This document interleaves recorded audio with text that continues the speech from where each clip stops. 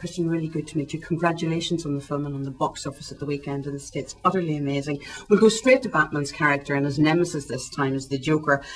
Wonderfully played, of course, by the late Heath Ledger. Why is he having such trouble with this guy who really just wants to see the world burn?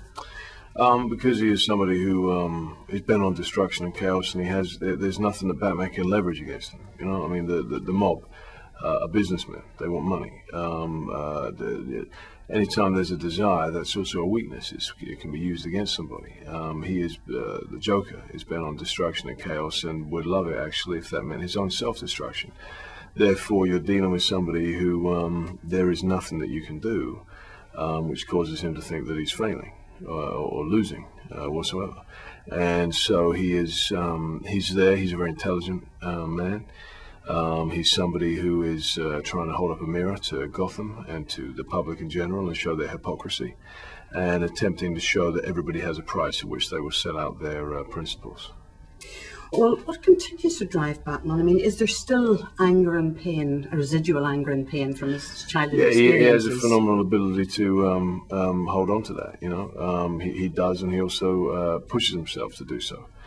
You know, it's born of a desire to right the wrong of his parents' death. He has an inherited altruism from his parents.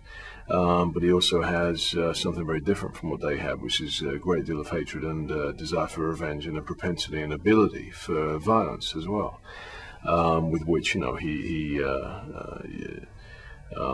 uses that to, you know, try and provoke good throughout the city. But he's always at war with himself. There's a duality there. You know, he recognizes his own desires and negative emotions can very easily get the better of him, and he can end up being actually more a criminal than a hero. And I think that's what makes Batman so interesting.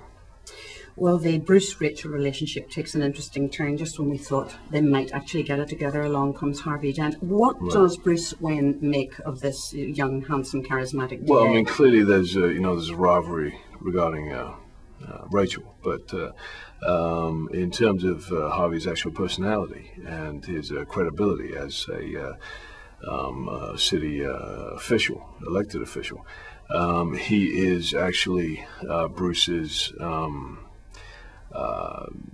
hope that he will be able to put a stop to Batman. That if you can have uncorrupt elected officials within the Gotham government, then Batman no longer ceases to be necessary. Well, tell us about going east this time, because Batman actually leaves the confines of Gotham City to bring an Oriental criminal back to justice there. I mean, what will audiences thrill to in that? I, for one, I mean, I got vertigo looking at it. How did you manage? Well, there's a couple of scenes in the movie like that. You know, we were up the Sears Tower at about 110 stories, and then up the, I think it's the IFC building in Hong Kong as well, which by that time I was very accustomed to it. You know, it's surprising how quickly you get very comfortable with walking around on the edges of buildings that you know are 100 stories up or whatever. But you know, in keeping with the way that Chris likes to use very little CGI, you know, we like to do as many stunts and. I don't call it a stunt, but you know, my experience of being on top of those buildings as much as possible, and it works. You know, it works. It gives there's a real difference still. I think. You know, I think you can very much tell when something is very raw and realistic rather than CGI. That's absolutely tremendous, Christian. Thank you so much, and every success when it opens here. Thank you. To be said.